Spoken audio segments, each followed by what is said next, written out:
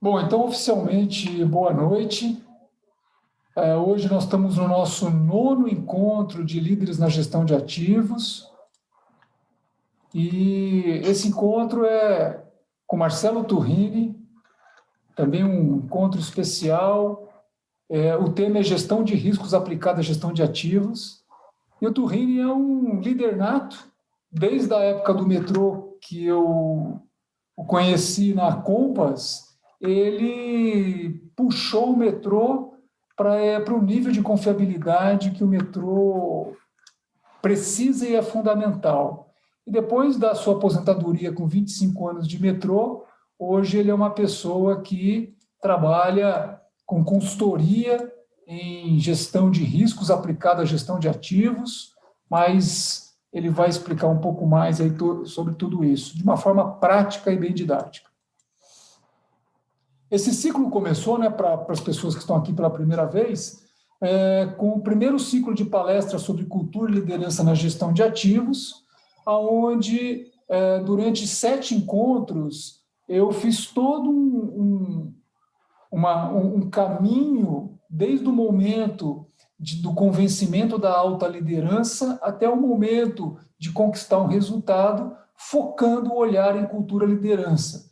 Porque já é sabido de vocês que a grande maioria do nosso conteúdo de gestão de ativos é bastante focado no conteúdo de processos, no conteúdo prático de processos, mas a abordagem sobre cultura e liderança, mudança de comportamento, junto com as mudanças do processo para atingir resultados sustentáveis, a forma de tratar isso, de abordar isso, desde o início do nosso Comitê 251, eu venho trazendo essa bandeira, né? E cada vez mais e mais adesão de líderes, empresas, organizações, vendo a importância de trabalhar a gestão de ativos com foco na cultura e liderança e não como consequência. Então, depois desse primeiro ciclo de palestras, a gente está nesse segundo ciclo, onde a gente está trazendo líderes em suas esferas de atuação e mostrando aquilo que eles têm feito de relevante olhando a gestão de ativos. Todos os vídeos estão gravados no Tico Monteiro Trilhando Sucesso. Hoje já temos mais de 30, 40 horas de conteúdo, e o conteúdo não é só dos encontros, mas os pós-encontros, onde nas perguntas e respostas tem um conteúdo muito amplo. De vez em quando eu volto a rever uma coisa ou outra e fico surpreso positivamente o quanto de conhecimento tem ali. Então, é algo muito bom para todos os níveis de liderança. Também tem um conteúdo técnico no AMS Excellence, gestão de ativos, onde falo mais sobre a parte processual e tem aí encontros de benchmarking com a STET, mais de 3 horas, mostrando todo o sistema de gestão e também com entrevistas com o Caio Rosman. Hoje nós temos 27 empresas participando, mais de 50 pessoas, entre profissionais liberais e profissionais dessas empresas de vários segmentos de mercado, em diferentes níveis de maturidade de gestão de ativos. É por isso sempre que os nossos líderes eles tomam cuidado de fazer uma abordagem que todos se sintam motivados. Bem, o Turrini é um engenheiro sênior com mais de 38 anos de experiência profissional em gerenciamento de ativos e gestão de risco, com base em gerenciamento da qualidade e engenharia da confiabilidade.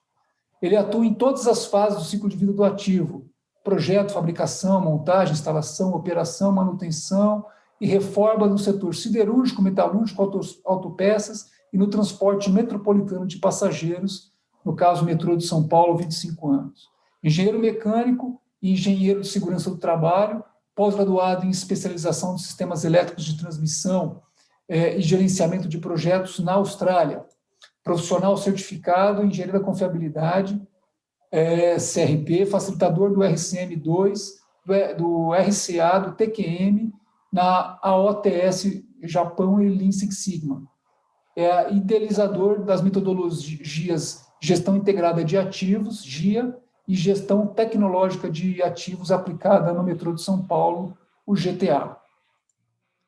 Semana que vem, nós temos um encontro com Douglas Gonçalves. Eu diria para vocês também não perderem, porque acho que o Douglas está entre as 3 pessoas que mais utilizam todas as ferramentas de confiabilidade, todas as ferramentas de gestão de ativos, dentro de um processo integrado de gestão de mina-usina da Vale, com a tecnologia 4.0 que tem por aí. Então, se vocês quiserem uma experiência prática aplicada, vejam o Douglas.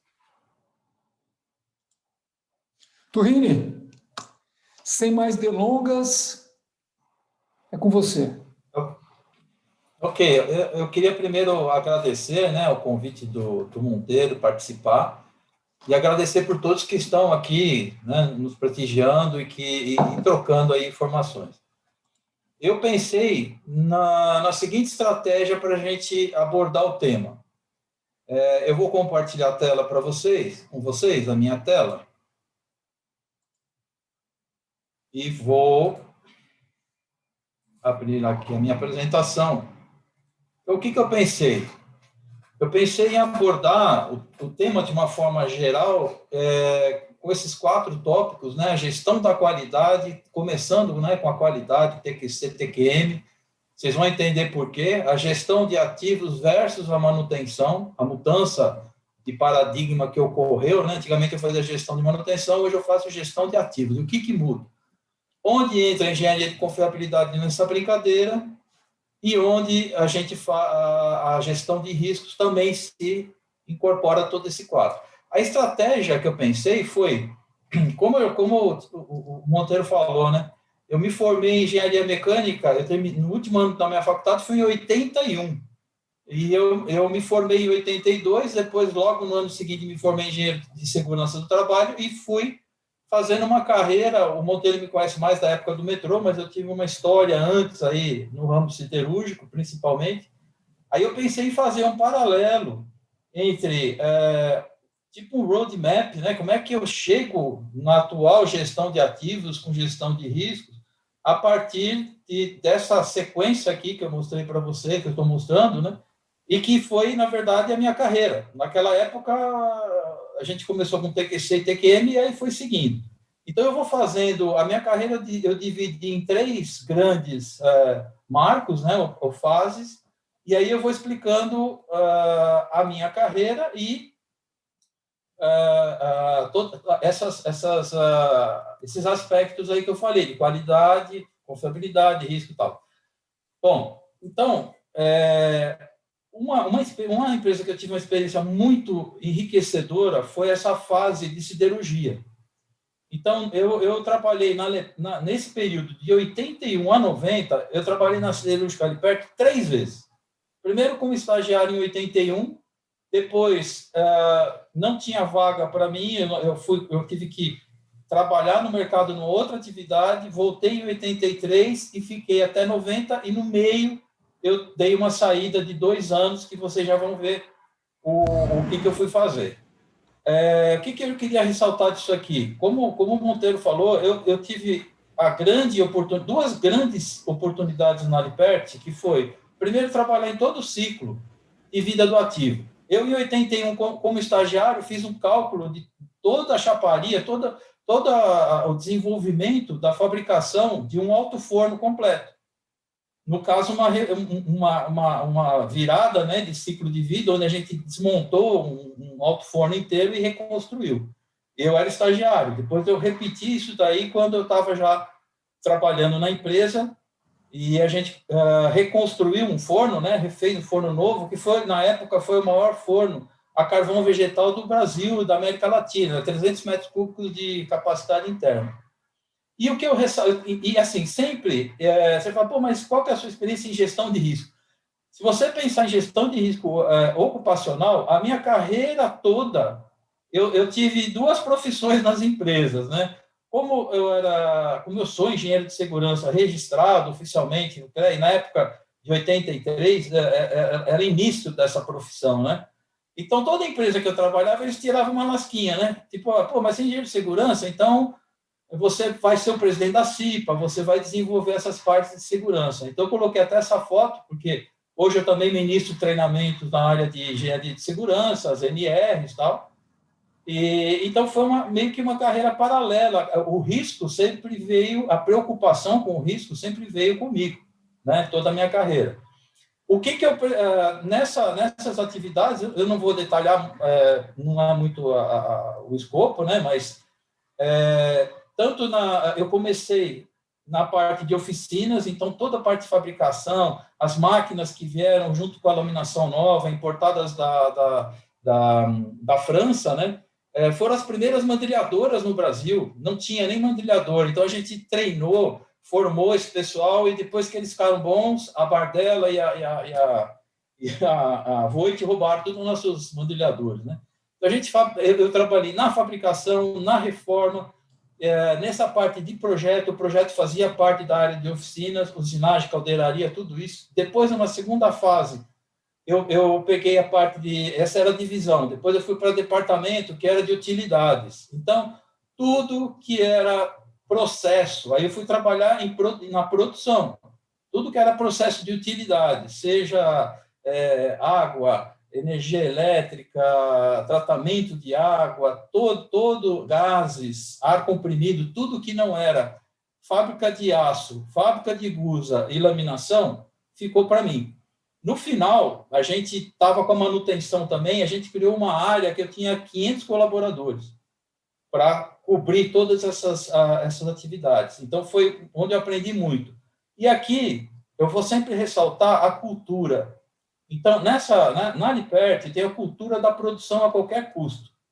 Então, eu acho que tem muita empresa aqui e é uma empresa de grau de risco 4, né? Então, o risco é alto e a produção é que manda. Então, o que é produção a qualquer custo? Vou dar um exemplo bem simples.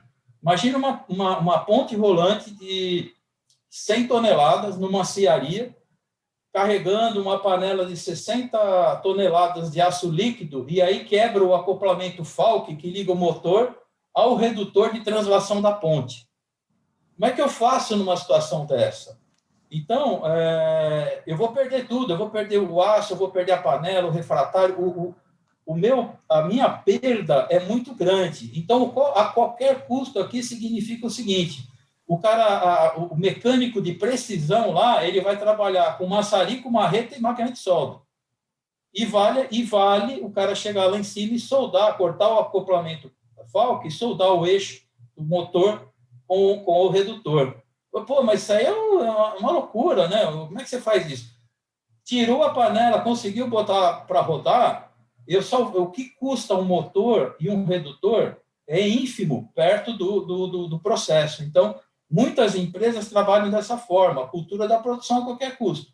Aí vai aparecer a figura do herói, já vou mostrar daqui a pouco para vocês falar sobre isso. Qual que é o problema disso? É que você tem um alto risco envolvido, porque é aquela coisa de fazer tudo correndo sem muito planejamento. A outra o maior prêmio que eu tive na Alipert, além de ter essa oportunidade de liberdade, né, e autonomia para fazer isso, foi que eu conheci e fui orientado e treinado pelo professor Falcone durante 2 anos. Ele nos prestava serviço, e não é aquela coisa de vir um treinamento, ele treinava, dava a tarefa, a gente tinha que desenvolver o trabalho, aplicar, tentando até mudar essa cultura aqui, e ele vinha cobrar lição de casa. Então, eu apanhei muito. Por exemplo, fazia a apresentação, ele já ia fazer a pergunta, justo aquela pergunta que bota o dedo na ferida, né? Então, eu aprendi muito com ele. E a base de tudo é a qualidade.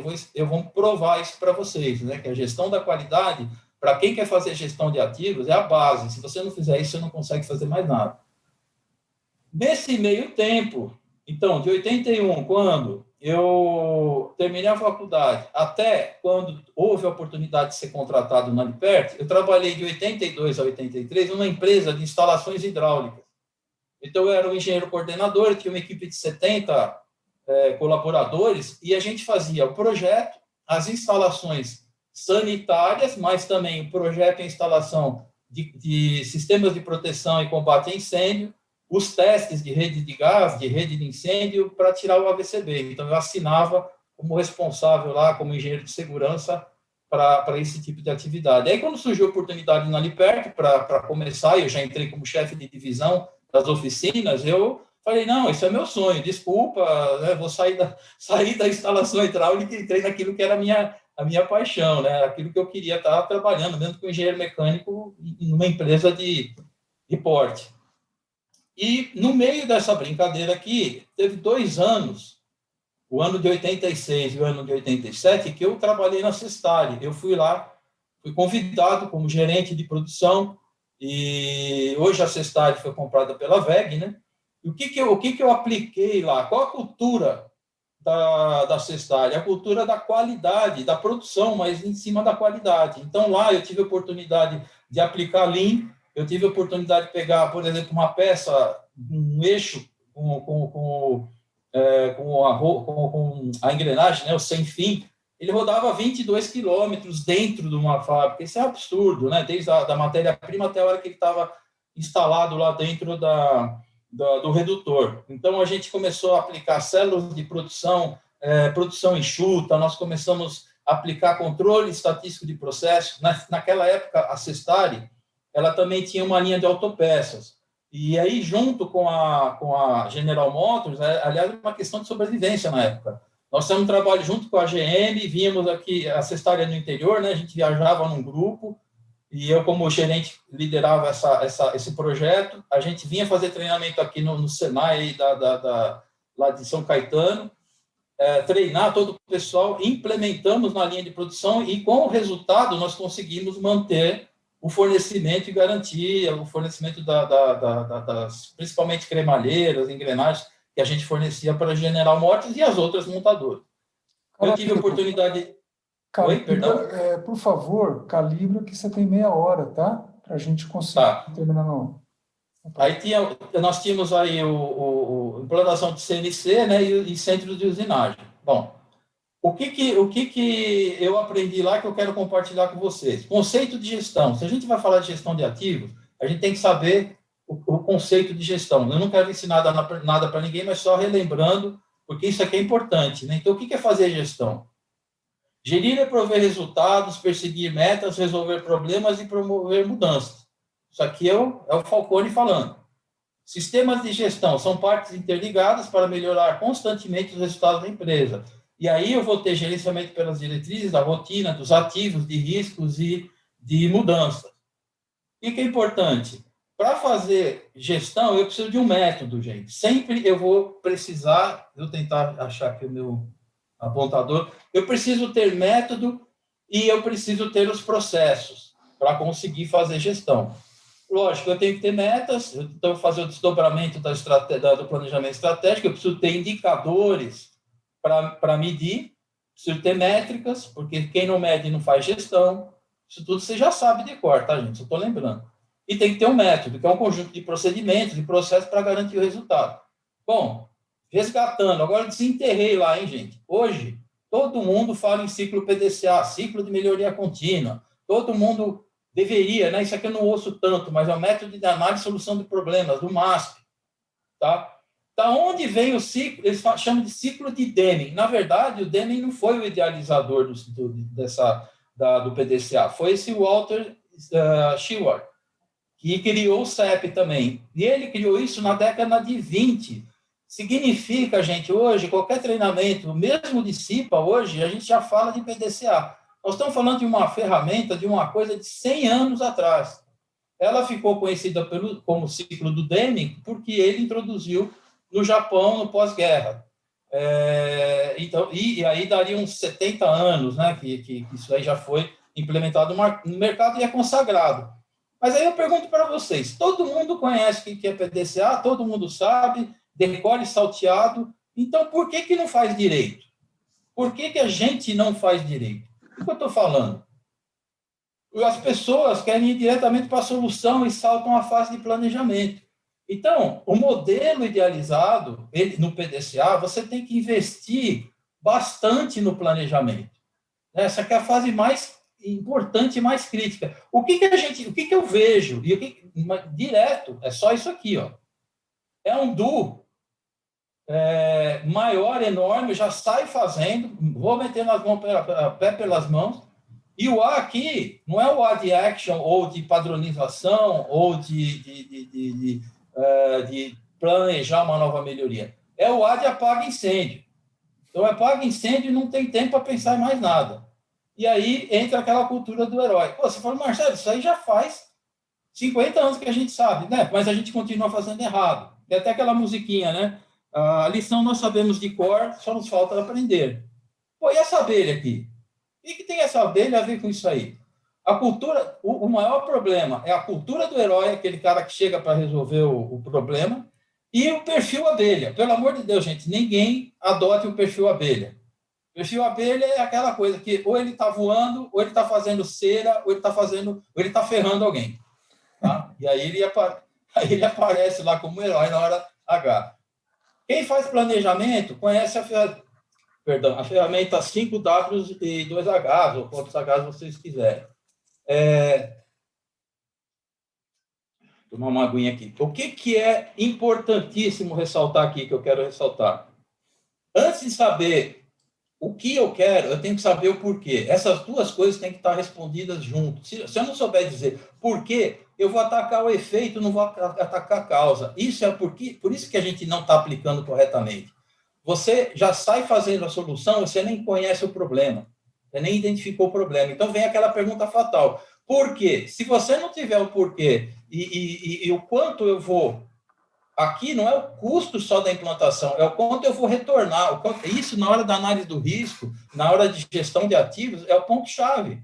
Não é o equilíbrio entre custos, riscos e desempenho ou performance. Então, quanto vai me custar, mas quanto eu vou salvar de perdas potenciais. Então, e o how, o como fazer, a tecnologia também trabalha em conjunto, porque o custo da solução pode depender da tecnologia ou da solução que eu adotei. Então, gente, todas as questões do 5W são importantes, mas eu tenho que começar por aqui. Se não passar por esse crivo, esquece, está fazendo besteira.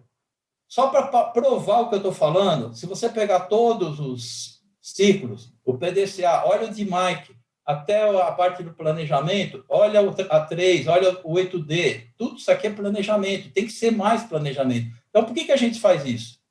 Sai fazendo e depois tenta correr atrás do rabo lá para corrigir. Vocês podem achar que eu estou falando loucura, mas é o que está acontecendo, é o que eu tenho visto. Aqui, só para ressaltar, quando eu estive no Japão, eu comprei essas lâminas, aqui eu só recortei uns pedacinhos para vocês verem. São 7 ferramentas, mais 7 são 14 ferramentas da qualidade. Eu comprei lá na Júzia, são umas lâminas plastificadas, que é o meu xodó, tenho guardado elas até aqui, custou caro. Mas eu queria mostrar para vocês que, daquela época, né, o diagrama de causa e efeito, espinha de peixe ou Ishikawa, isso aqui é crucial, é fundamental, ele se aplica até hoje, junto com o PDCA. Só que, de novo, será que a gente sabe fazer? E do outro lado aqui, o histograma, né, que quem trabalha com produção, quem trabalha com qualidade, sabe, faz lá, usa o histograma como base. Por que eu estou mostrando isso para vocês? Para vocês alertando quanto às questões de variabilidades e depois a gente vai explorar a aleatoriedade. Ou seja, se eu tenho aqui, tanto pode ser positivo como negativo o que eu quero obter, eu tenho que pensar nos 6 M's, lembra? Material, mão de obra, meio ambiente, medida, e entre os fatores humanos. E o que a gente implementou na Lippert começou por aqui.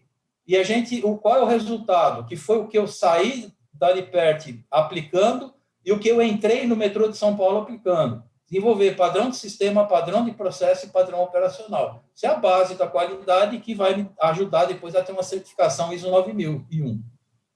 Por que isso aqui é importante? As variabilidades, o histograma, me ajuda a definir ou saber a capabilidade do processo. Mas o que isso aí tem a ver com confiabilidade e gestão de ativos? Gente, é tudo a ver. Aqui eu estou trabalhando com um histograma, que são gráficos de frequências, né? Eles são discretos aqui, eu tenho uma faixa. Só que todas as propriedades de material, geometria, carregamento, coeficiente, tudo que que tem de variabilidade aqui, se eu integro, se eu uso uma variável contínua, eu transformo isso aqui num gráfico de densidade de probabilidade de falha. E uma acumulativa. Quem estudou confiabilidade sabe que a gente trabalha com isso. Mas da onde veio isso, gente? Veio da qualidade. Então, a primeira coisa que eu vou dizer para vocês é assim, a qualidade e a confiabilidade são irmãs siamesas, daquela que não dá para separar, porque se você separar, uma não sobrevive sem a outra. Como é que eu vejo isso na probabilidade de ocorrência de falha? Então, quando eu tenho aqui, num design, eu tenho uma resistência, ela tem variabilidades, daqueles 6 M's. Então, eu não tenho um valor de resistência único, eu tenho uma faixa de valor. E o estresse, que é o nível de solicitação no processo, também varia. Varia na operação, varia um exemplo, aí, o pessoal de mineração. Choveu, o minério encharcou, ele entrou lá, ele está mais pesado na esteira, a balança tem que controlar, porque se ela não controlar, ele vai dar uma sobrecarga. E aqueles componentes do sistema que estão na faixa de baixo da resistência vão falhar. Então, o que é a probabilidade de falha? É a área aqui dentro, onde o nível de solicitação é maior do que o nível de resistência do que eu tenho. E aí, quem trabalha com qualidade sabe, eu fico balizando, coeficiente de segurança, lembra disso? Na hora de dimensionar o equipamento. E o custo da garantia é o quanto eu desloco isso mais para fora ou mais uma intersecção maior. Curva da banheira, eu não vou explicar isso aqui, mas todo mundo já está cansado de saber.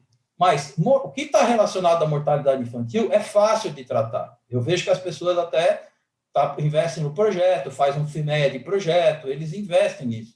Aqui, na parte do final de vida útil, também eu vejo que investe. Tem modelos de envelhecimento, análise de degradação, desgaste, fadiga, é tranquilo. O que eu vejo que o pessoal está derrapando é na fase de vida útil. Na vida útil, como a taxa de falha é constante e as falhas são aleatórias, o cara senta na cadeira, vai dormir e fala, não tem nada a fazer. É mentira. Não é que como não tem nada a fazer? Quando você pega um TPM da vida, as atividades, por exemplo, de limpeza, ajuste, lubrificação, tem que ser mantidas aqui. Se eu não fizer, o equipamento não funciona. Tá? E aí, o que pode acontecer aqui? Condições de uso, essas curvas, elas estão aqui dentro. A aleatoriedade o que aconteceu? Eu sobrecarreguei o equipamento, houve uma sobrecarga no sistema, por um erro operacional ou por uma variação de processo, todas as variabilidades que me levam a essa condição, vai ter falha aqui dentro. Tá? Então, só relembrando. Fechando esse primeiro ciclo e entrando no metrô. Eu tive, então, a honra de aprender com o professor Falcone TQC e TQM nos períodos 84 e 86, depois 96 e 95, depois eu fui para a OTS Japão na época de 2000. Foi o primeiro curso feito já com foco na prestação de serviço, porque tinha um paradigma que qualidade só se aplicava em produção. E isso aqui, esse curso foi o primeiro. Nós fomos visitar hospitais, nós fomos visitar a companhia de gás, fomos visitar não só a Toyota, né, que é tradicional, mandatório, mas nós fomos aprendendo também como aplicar a qualidade na prestação de serviço. E, por último, eu fiz a capacitação na Fundação Vanzolini do Lean Six Sigma. Resumo, para fechar, passar a régua da primeira fase, todas essas ferramentas ou metodologias que hoje estão na moda, todo mundo fala, tem sua origem, tem o seu princípio alicerçado na gestão de qualidade e é a base de tudo. Se você não tiver essa base, dificilmente você vai conseguir aplicar confiabilidade e aí gestão de ativos de uma forma correta. Tá? Então, vou brincar com vocês agora. Paradigma 1, na época do Deming lá. Nossas decisões e ações devem ser baseadas em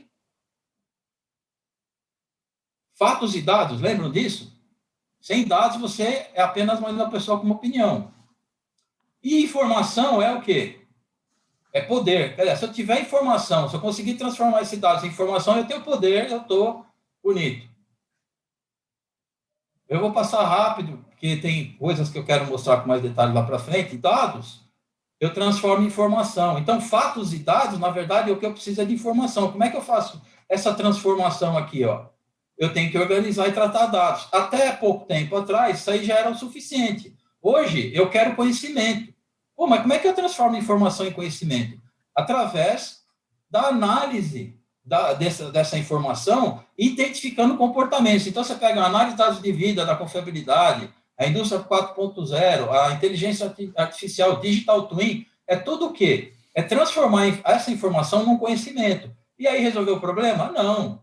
Eu preciso adquirir sabedoria. Maria, agora complicou, né? Você está inventando. Por que a sabedoria é importante? Como é que eu adquiro a sabedoria? Através de prática, experiência, aprendizado e gerando crença. O que é sabedoria, gente? Uma definição bem simplesinha que eu acho muito importante ter isso em mente. Sabedoria, em última análise, é saber usar bem o seu conhecimento, é aplicar o seu conhecimento da melhor forma possível. E para quê? Para poder subsidiar a sua tomada de decisão. Então, qual que é o paradigma novo? Nossas decisões e ações devem ser baseadas em quê? Conhecimento sólido, gente. Informação é poder, mudou o paradigma, porque o poder está na análise da informação para que você possa ter o conhecimento necessário para tomar as decisões certas. Então, essa é a primeira mudança de paradigma quando você vai da geração antiga para a geração atual. Aqui eu não vou detalhar tudo isso aqui, só isso aqui dá para a gente falar uma meia hora, tá? Mas, basicamente, todo mundo já deve ter ouvido falar em Design for Reliability, ou for Maintenance, que é o design original. O design original, a confiabilidade projetada aqui, ela só é materializada através de processos. O design pode ser um projeto no computador, no papel, mas isso aí tem que se transformar em físico, né? Tem que ter uma máquina pronta lá. E os processos que fazem isso têm todas aquelas variabilidades que eu falei. Então, a qualidade, por isso que eu falo que ela é irmã siamesa, porque se eu não tiver qualidade, eu não tenho confiabilidade. Não adianta eu ter um projeto maravilhoso e na hora de executar eu uso material errado, faço processo errado. A confiabilidade do produto vai estar muito abaixo do que foi desenhado, do que foi projetado. Já ouviram falar da manutenção de precisão? Manutenção de precisão é esse intervalo aqui entre eu fiz o projeto, eu agora vou fabricar, vou instalar o ativo. Então, eu tenho que ter qualidade pura aqui, gente, é qualidade na veia, tá? Uma vez que eu fiz tudo isso, eu entro naquele ciclo. Aqui eu acabei com aquela fase de mortalidade infantil da curva da banheira. Aí eu entro na parte daquela de vida útil. E na metodologia do ICM é o ponto P até o F, intervalo PF. Aqui, hoje, o que eu aplico? Manutenção preditiva, condition-based maintenance, né, baseada na condição. Tem várias técnicas. E aqui, em paralelo, vem a questão humana. Tá? Então, até aqui, o que me derruba aqui? Ó, atos inseguros e condições inseguras.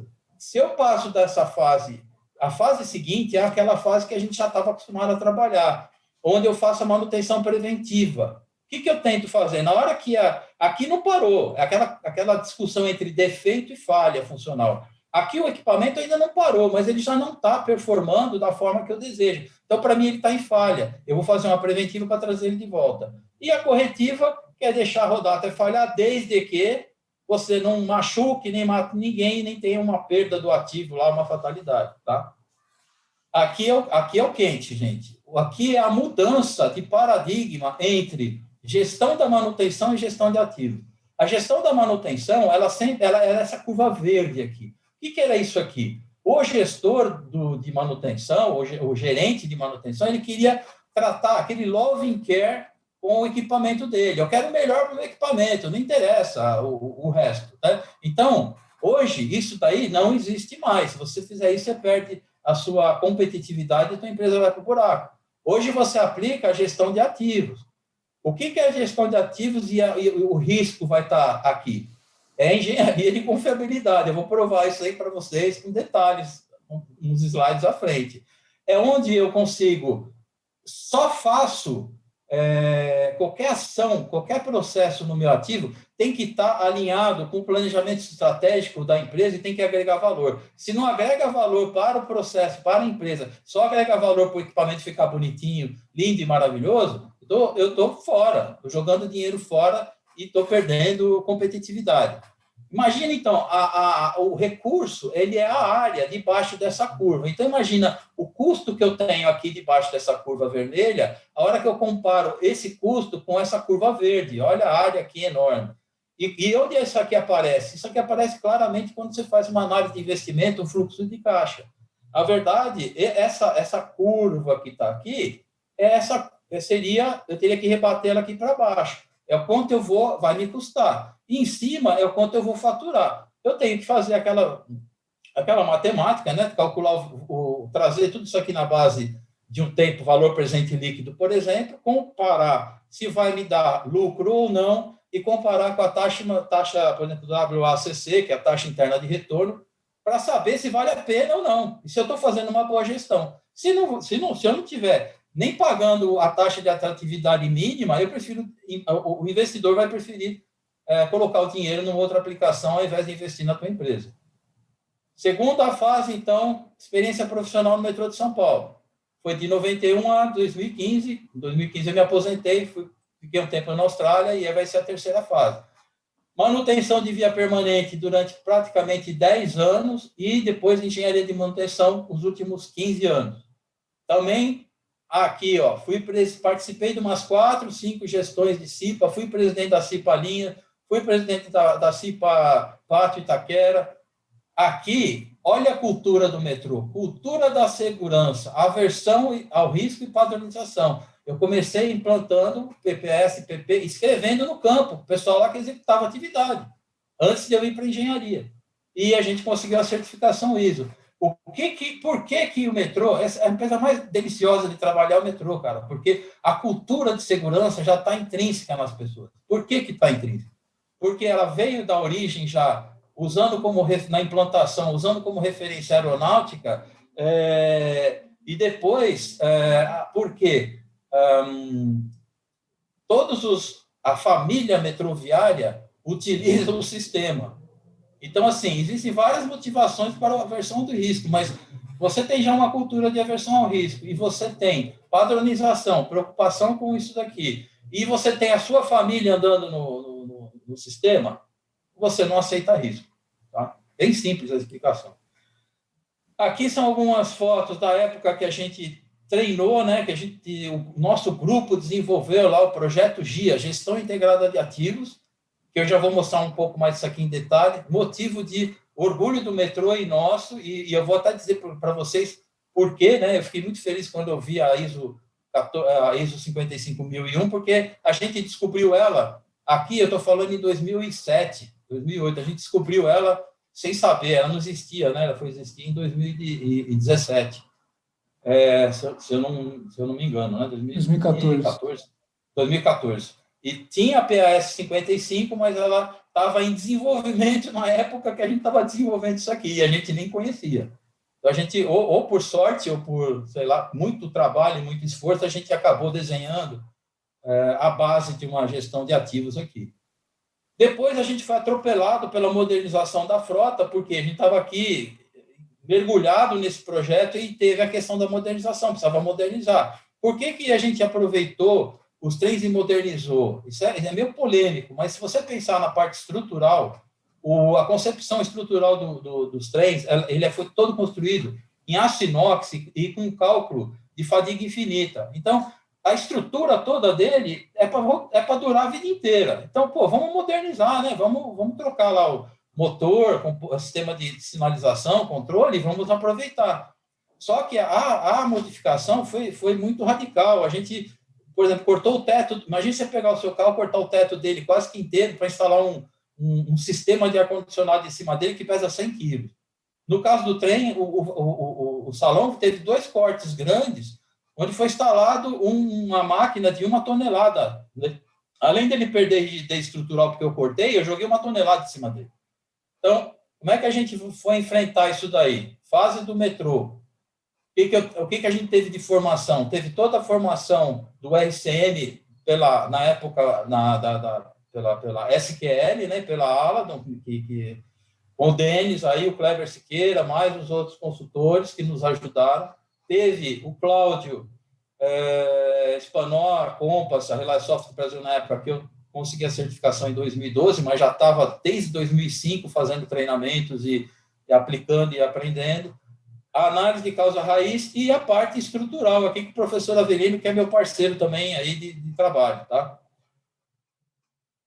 Rapidamente, o metrô conseguiu as certificações em 2000 já, a 14.000 foi a de 2008. A gente aplicou a primeira fase, que era o RCM, eu chamo de qualitativo, né, que é o tradicional puro, mas qualitativo aqui não é denegrir a imagem, pelo contrário, aqui você aplica o conceito puro do RCM e se baseia, né, na experiência dos especialistas envolvidos, né, todo o know-how que a empresa tem para definir intervalos das tarefas de manutenção.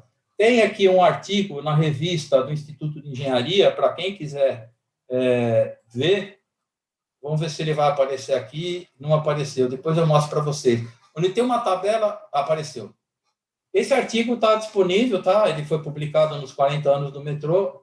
Eu só coloquei isso pelo seguinte, gente, olha os ganhos, tá? Com os RCMs, aqui tem ganho de 20% e 80% de oficina, 20%, 32%.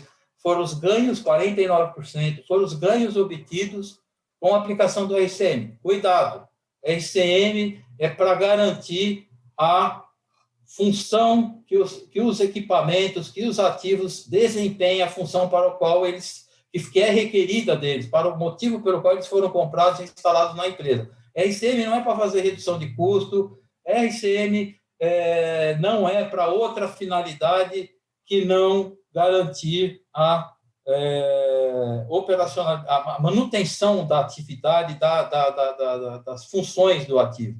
Ele vai dar resultado de grana, de economia? Lógico que vai, principalmente quando você compara com o plano de manutenção que vem do fabricante.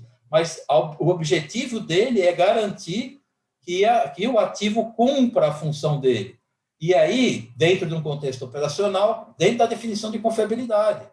É cumprir a função durante um determinado tempo, sem falhar, sob um contexto operacional, que são as condições de operação.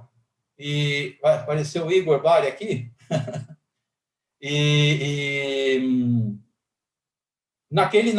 Nas condições de operação. Aqui, eu não sei por que está aparecendo essas setas aqui, tá? Mas tudo bem.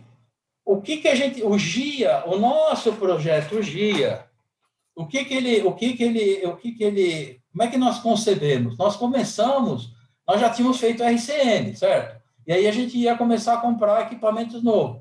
Então, como é que eu garanto? Existe uma norma, né, Senelec, que é da RAMS, que ele especifica requisitos de confiabilidade, disponibilidade, mantenabilidade e segurança. Então, eu tive que voltar lá no FEMEA para poder garantir que o meu projeto iria atender as especificações e requisitos de confiabilidade. Então, aqui é RCM mais FEMEA, dependendo do crescimento da confiabilidade, as ferramentas de confiabilidade, dependendo de que fase do ciclo de ativo, da vida do ativo você está. Aqui eu já tinha a segurança, mas aí entra a questão da análise de risco específica.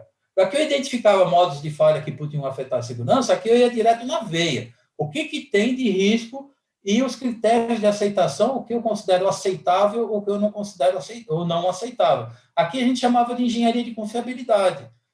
E aí você vai, mas o risco está dentro da engenharia de confiabilidade? Tá, e eu vou provar para vocês. E a outra parte era engenharia, a gente chamava de engenharia econômica, que era o quê? O custo, você tem que saber levantar direito o custo, bem o custo. Uma sugestão que eu dou é usar o ABC, o Activity Based Cost, porque você tem drivers ligado ao processo e você consegue mensurar, né, o seu custo no processo, em cada parte, em cada fase do processo, e aí você identifica. Aquilo que não agrega valor, corta do processo. Estou gastando dinheiro e não estou agregando valor, corta. Então, é uma ferramenta muito legal. E o custo no ciclo de vida, que a gente já viu, até aquela comparação aí, né, das curvas LCC. Basicamente, a GTA trabalha com simulação, quando eu não conheço, né, os detalhes de vida, modos de falha, como é que eu descubro isso daí? Então, existe toda a parte de design for reliability baseado em ferramentas, né? FEM, elementos finitos. O professor Avelino é o top, eu aprendi tudo com ele. E parte de ensaios. Essa parte também eu fui aprendi com o professor Hertesi e instrumentava o metrô e levantava dados para conseguir fazer o projeto. Qual que é a ideia? É você levantar a real condição de solicitação do equipamento, desenhar isso daí, montar um modelo de elementos finitos que represente a realidade, aplicar os carregamentos corretos e simular, e ver e refazer o projeto ou corrigir falhas.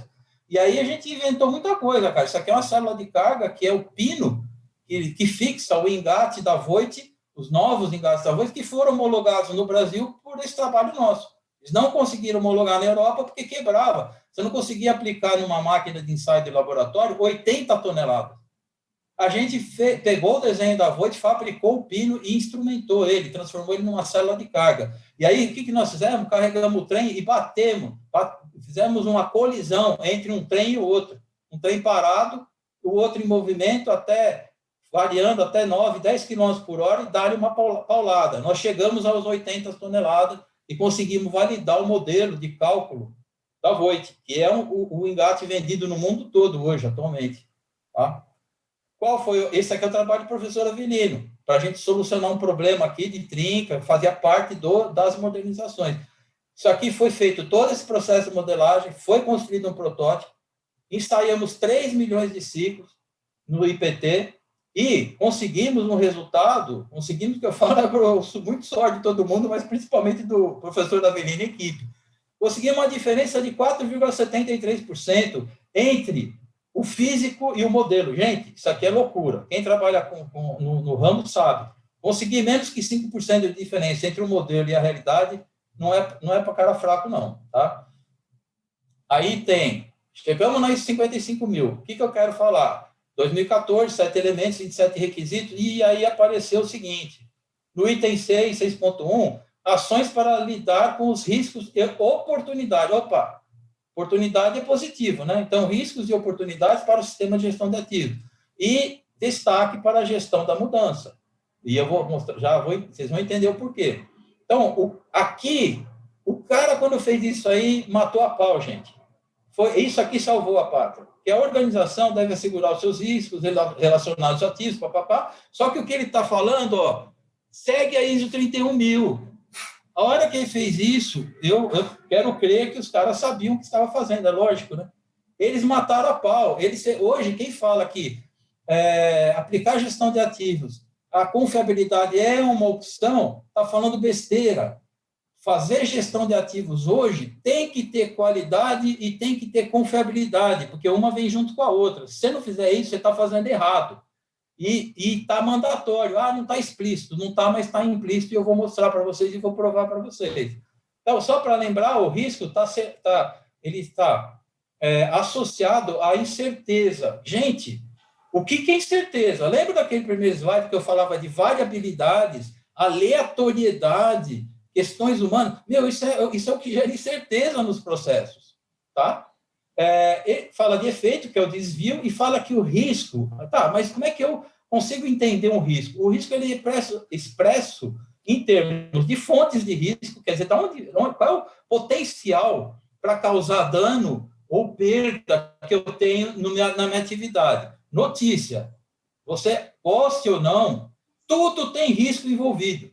Tá? Tudo. Toda atividade industrial ela tem um risco, num grau maior ou num grau menor, mas tudo envolve risco. Tá? E tudo envolve a aleatoriedade. Então, você tem que tratar a confiabilidade e tem que tratar o risco. Tá? Ele envolve, então, eventos potenciais, são eventos indesejáveis, é quando eu perco o controle sobre o perigo, né? Sobre a fonte do risco. E como é que eu caracterizo um risco? Como é que eu conheço ele e eu posso identificá-lo, mensurá-lo para poder planejar como eu vou agir? Não existe falha zero, gente. Não existe risco zero. Se existisse, custaria uma fortuna, um absurdo que ninguém tem condições de viabilizar.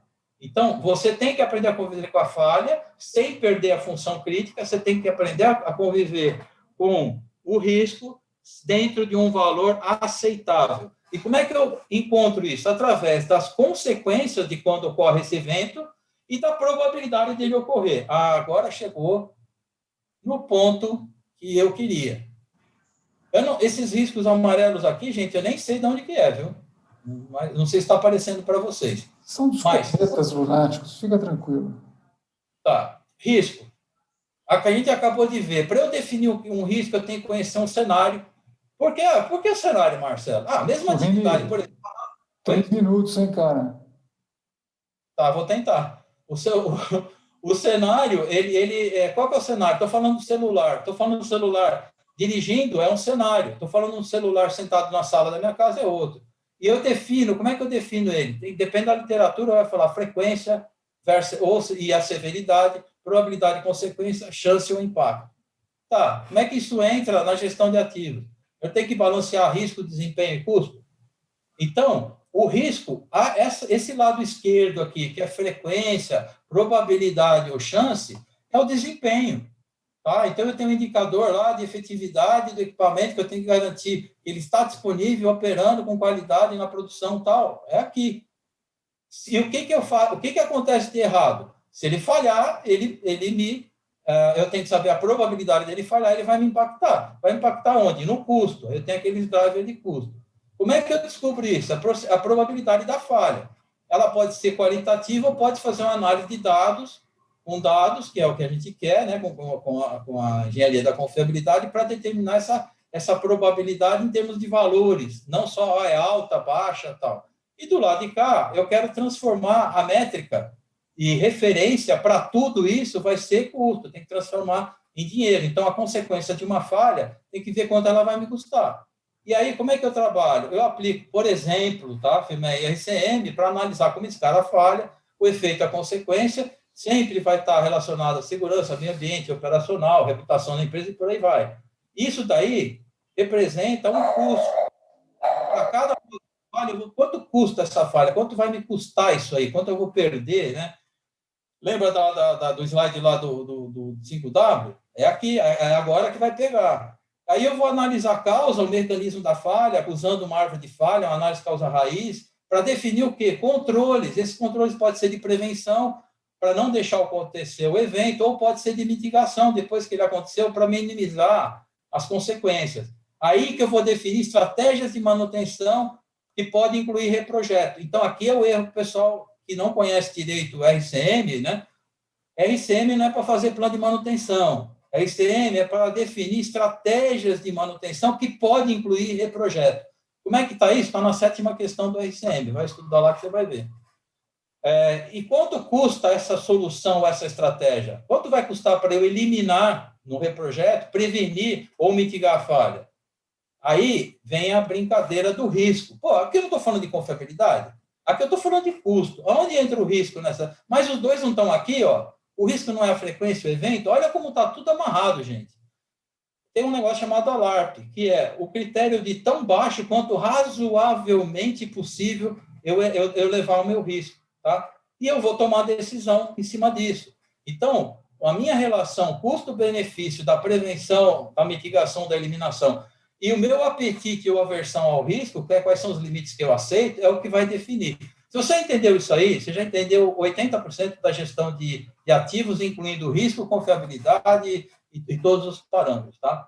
Só para vocês verem, então, a LARP, aqui, quais são a sequência, né, da hierarquia de controle já na versão nova, né, usando a parte digital de hoje, desde a eliminação até o equipamento de proteção individual. Coisa linda, maravilhosa, ISO 31000 tem aqui ele tem princípios, a estrutura e o processo. Então, eu tenho o método aqui, ó. Tenho o método e tenho o processo. Só para vocês saberem, a história ela é recente, ela começou na Austrália, Nova Zelândia em 95. O Bowtie, que eu pretendo falar, ele é de 99. A ISO 31000 ela substituiu esse conhecimento aqui em 2009 e hoje a gente está na versão 2018 da 31000 e está 31010. Opa, esse cara apareceu novo. Esse cara é o show de bola, porque a 31000, como a maioria das normas, define o que eu tenho que fazer, os requisitos. A 31010, ela define o como, tá? Então, e quais são o como? Aqui que vocês vão cair duro para trás, quem não conhece. Todo o como dela são as técnicas de confiabilidade. Olha, eu acho que eu vou estourar o tempo, não sei como, mas... Aqui, terceira fase da minha carreira aqui. A gente voltou da Austrália, montei a empresa, a Turrini, consegui fazer uma parceria com a CGR Risk. A CGR Risk, ela é a que desenvolve as soluções de Voltaire, tem a parte de incidentes, de auditoria e o server, que vocês vão ver que não é só a metodologia Voltaire, mas eles têm uma solução de gestão de risco baseada em barreiras. Ela foi adquirida agora pela Walter Kluwer, não sei se vocês conhecem, é uma empresa representada em 150 países, 19 mil colaboradores. E ela comprou, o que ela está fazendo? Ela já estava no ramo, mas ela comprou os melhores, o número 1 de cada coisa. Então, ela comprou a Enablon, ela incorporou a eVision e acaba de adquirir a CGE. E as soluções agora vão ser integradas. Então, aqui está o processo. Com essas soluções, eu consigo cobrir todo o processo da ISO 31000 e, mais ainda, eu consigo cobrir o ciclo PDCA.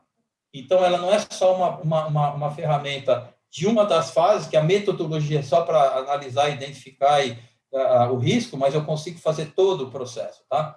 Por que ela ela é interessante? Porque ela é abrangente, facilita a comunicação, né, visual, ajuda na conscientização e comunicação do risco, e ela se integra aos demais sistemas de gestão. E aí também tem um framework específico para fazer, que ajuda, né, na tomada de decisão baseada em risco.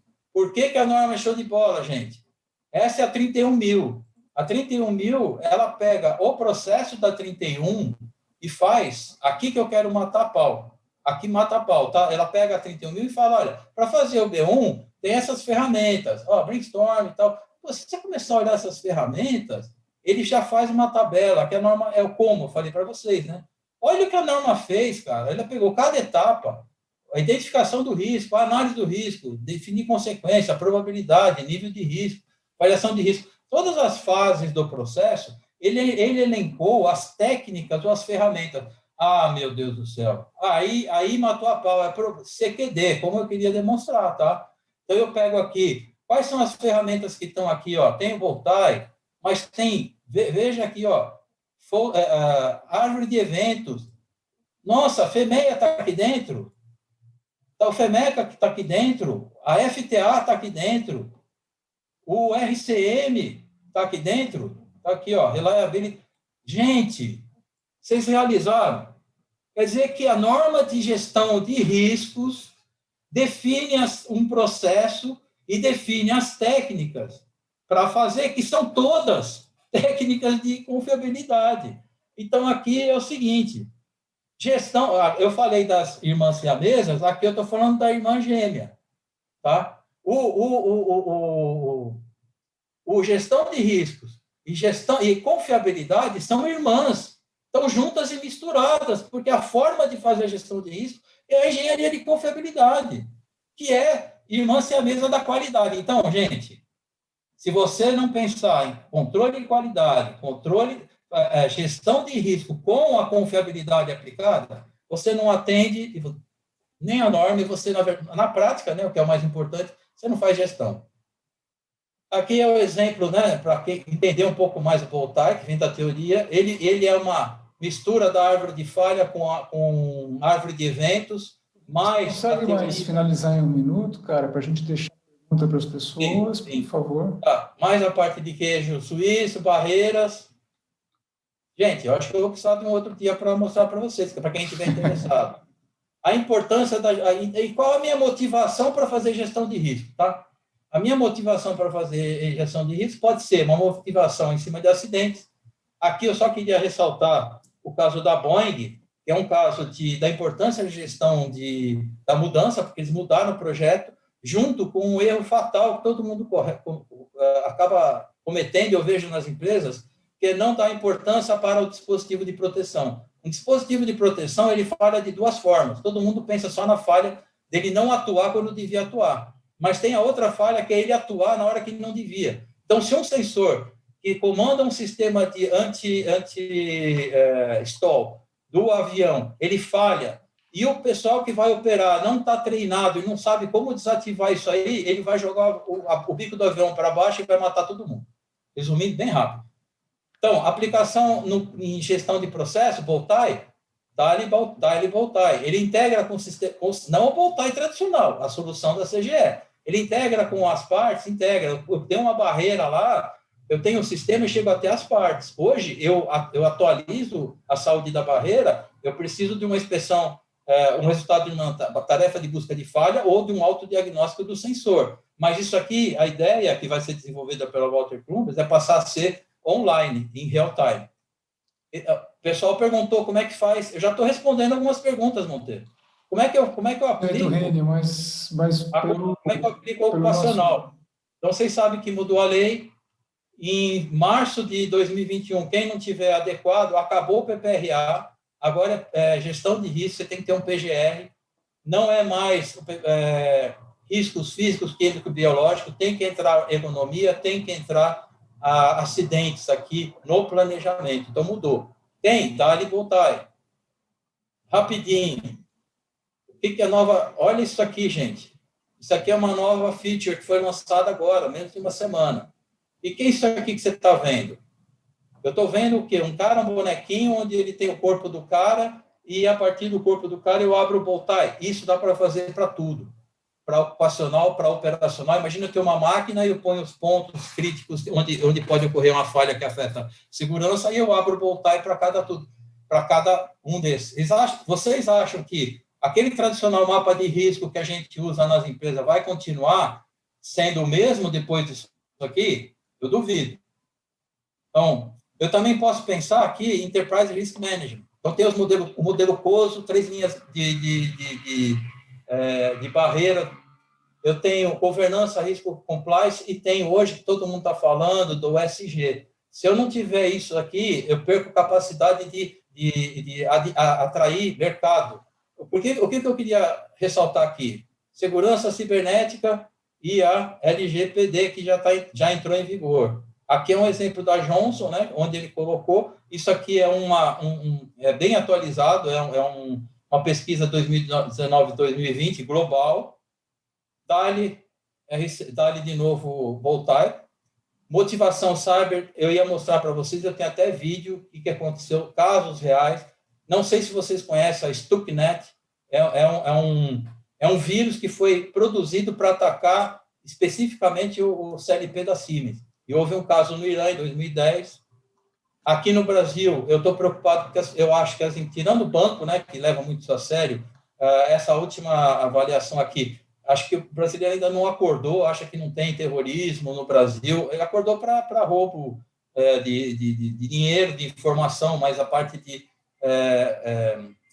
terrorismo, acho que não. E não é só negativo, está na norma, tem a parte positiva. Onde está relacionado positivo? Eu posso usar o Boltai, eu posso usar a análise de risco para a parte positiva? Deve. Qual é o exemplo? Nosso amigo Elon Musk. Quem gosta ama, quem não gosta odeia. Conclusões. Já acabou. Mudança de paradigma. A gestão de risco, que é só o avaliar, né, o tradicional, qualitativo, ela tem que migrar para uma tomada de decisão baseada em risco. Eu preciso analisar as causas, eu preciso medir. Então, a mudança proposta é o seguinte, você tem que gerir a organização tendo o risco em mente. Então, tem que aplicar em tudo. Quais são os erros mais comuns? Centralização.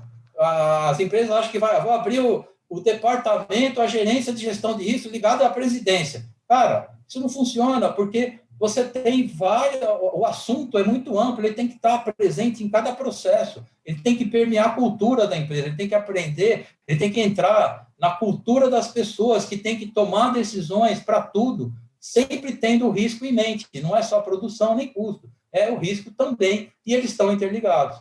E a gestão da mudança. Então é o seguinte, você fala, pô, Marcelo, você falou demais, é um puta num caminho grande, não tem um atalhozinho? Gente, não tem atalho. Tem sim, dependendo da complexidade da sua empresa, ela requer mais investimento ou menos, mas você tem que cumprir essas questões de qualidade, confiabilidade, o risco está junto e o custo sempre avaliado. Ah, mas, pô, Marcelo, não tem um jeitinho brasileiro? Você não consegue dar um jeitinho? Gente, não tem jeitinho brasileiro. É isso aqui, ou a única coisa que eu posso dar de conselho para você, se você não quiser fazer tudo isso, é ter fé e rezar bastante. Ou você vai pode chamar um padre, não tem preconceito, pode ser um pai de santo, quem você quiser, e reza bastante para não acontecer nada, porque você está entregue, né? É isso aí. Perguntas? Obrigado, Torrini. Como sair de uma cultura reativa que a maioria das organizações de gestão de ativos se encontrava ou se encontra e ir para uma cultura onde há uma possibilidade de usar algumas das práticas que você apresentou aí? Vai na sabedoria, tá? Eu penso assim, você tem que, a partir do exemplo, tá? Você tem que escolher alguma questão da tua empresa que é importante, que é crítica, e aplicar as metodologias e resolver e mostrar resultado. Eu comecei assim na Liberty. Eu resolvi um probleminha aqui, 2 ali, e, de repente, a coisa pegou. Tá? E, assim, essa é a área do Monteiro, mas para você liderar, a liderança é importante. Para você liderar um grupo, você precisa de alguns requisitos. Você precisa acreditar primeiro. Se você não acredita naquilo que você faz, você não vai conseguir nunca motivar ninguém. Você tem que amar aquilo que você faz e ter paixão, porque paixão motiva a ação. Então, o amor, ele é um poder muito forte. Ou você, pelo paixão, motiva, assim como o ódio. Aí você escolhe, faz parte da mesma energia. E, por último, é ter disciplina e exemplo, gente. Não adianta eu pregar lá, ficar pregando. Eu falo que é pregação, é sacerdócio. Isso é um sacerdócio. Você vai ter que convencer todo mundo e tem que ficar repetindo todo dia. Se você tem uma atitude diferente daquilo que você está pregando, ninguém acredita em você, ninguém vai endossar o que você faz. Obrigado. Posso perguntar, Tico? Vai, Manzini, por favor, Mário. Uma pergunta chata tem para prestigiar o professor Torrini, né? Professor, agradeço a palestra, né? Só se apresenta rapidamente, porque tem algumas pessoas que ainda não... Pois não. Eu sou Mário, meu nome é Mário, sou da Sabesp, trabalho numa área financeira com uma visão antiga do que é gestão de ativos, né? Aquela da contabilidade, da escrituração, e não aquela de campo, que agora tenta buscar as demais áreas da empresa, integrando-as, né, num objetivo em comum, né?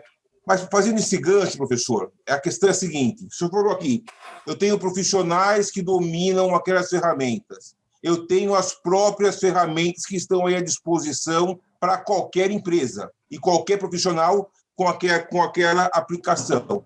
E os riscos com as ferramentas de hoje, bem ou mal, até que são facilmente identificados e rastreados. Minha pergunta é: as normas, elas vão no mercado, pegam as melhores práticas e as condensam, né, nas normas, né? Pronto, passou a ser o padrão. Pergunto ao senhor, aqui, ó, até escrevi, o que está sendo feito que ainda não foi pasteurizado ou captado pelas normas? Eu quero saber o pulo do gato para uma empresa passar à frente, não ficar correndo atrás do prejuízo. Eu quero, na visão de estudo que faço, eu quero estar à frente. Qual que é o pulo do gato? Conta para mim. Obrigado. Eu agradeço a sua pergunta. O pulo do gato é a minha apresentação. É tudo que eu mostrei, principalmente aquele slide que eu fiz, o triângulo, tá? Porque, na verdade, você tem uma série de ferramentas que tem que ser integradas. E na hora que você começa a entender, como a gente botou lá o GIA em 2004, 2005, não tinha a ISO 55000, nem tinha a PAS 55. E como é que a gente enxergou e desenhou o que é a base da 55?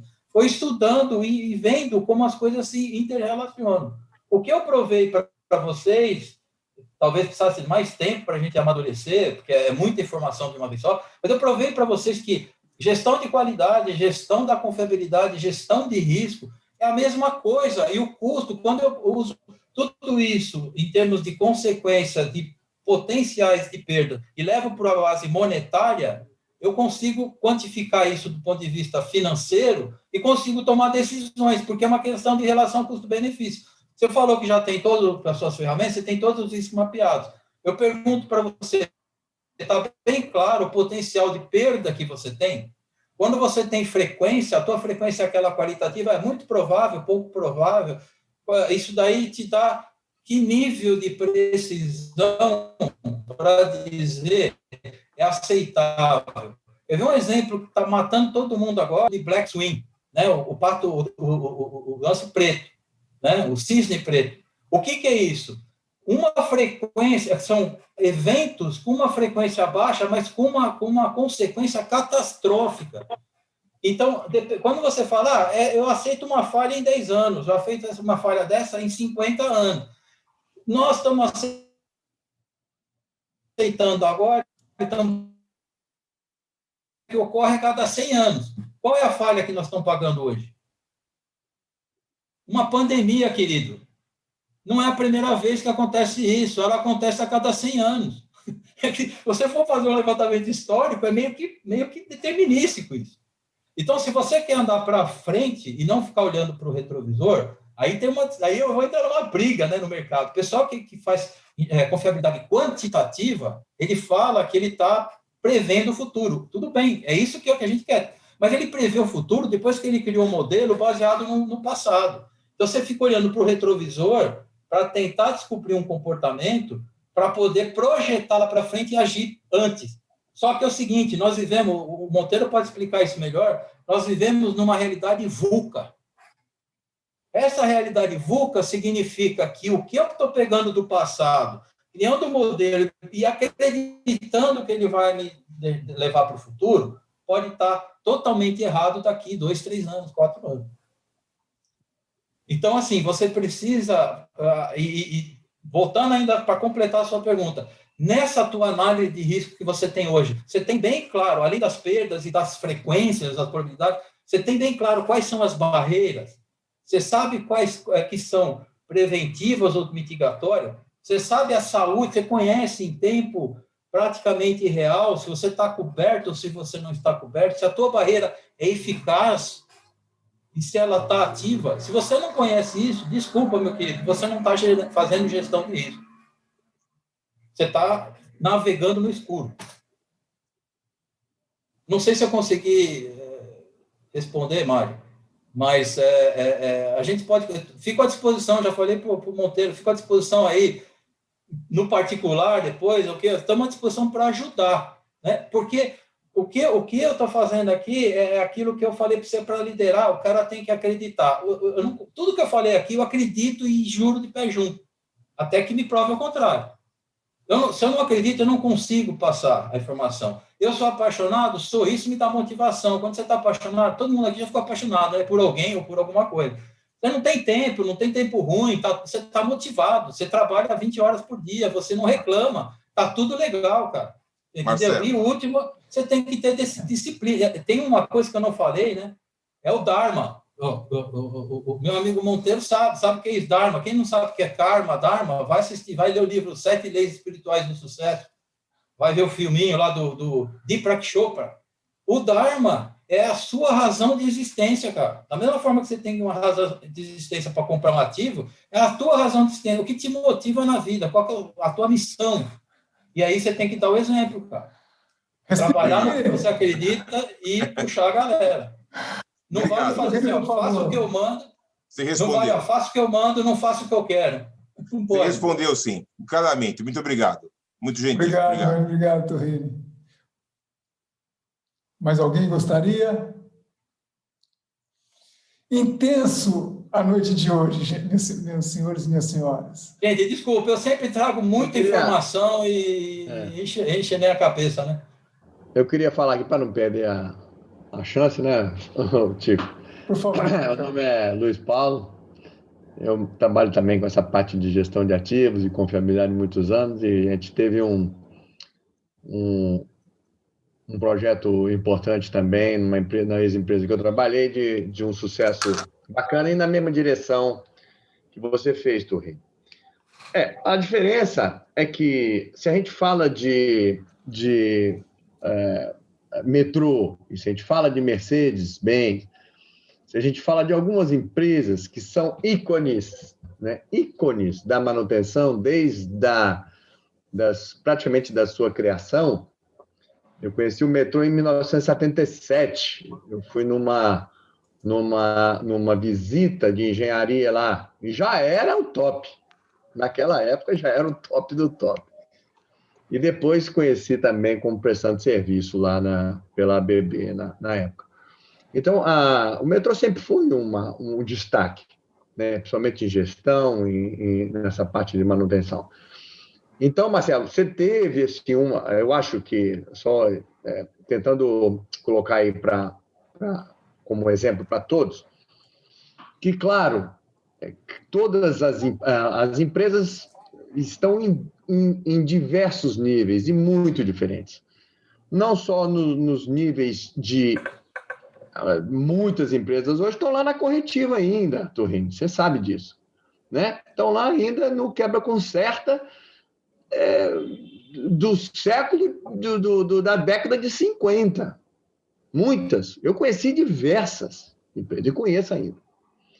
E empresas grandes que parte de grupos internos, de plantas internas, que ainda trabalham nesse processo. Então, você mostrou hoje aí, Turrini, muito interessante, adorei, parabéns, adorei. Você colocou tudo interrelacionado e como deve ser. Na verdade, nós estamos caminhando, né? Eu acho que estamos caminhando para simplificações dessa coisa toda, né? 9 mil, 14 mil, esses troços todos devem simplificar em uma coisa mais 31, a 30, a 55, elas devem simplificar. Por que elas são complexas? Porque isso tudo que você falou, que você não deu tempo para falar tudo, é muito complexo.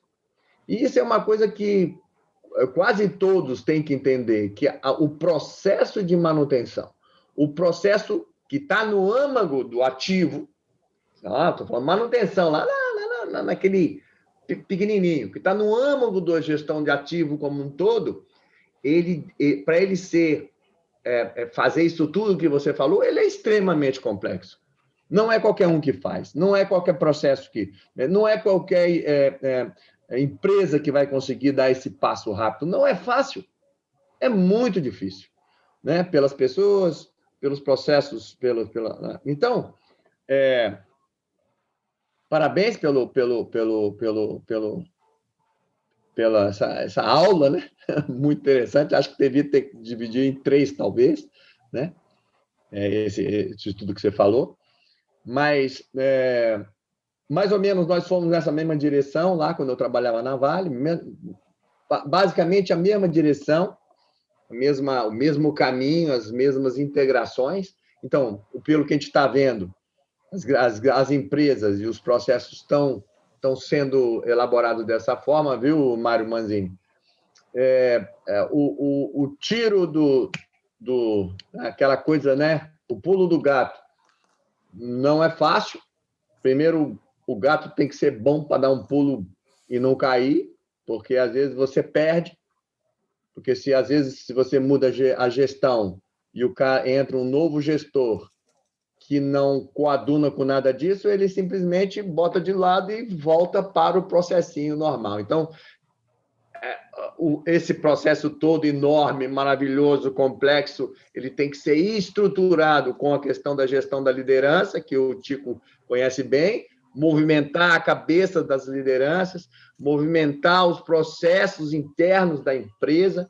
Isso tudo tem que mover junto. Voltando, o metrô é uma empresa diferenciada com essa visão. Sempre foi, desde a década de 70. Né? E eu acompanho ele desde então, essa empresa desde então.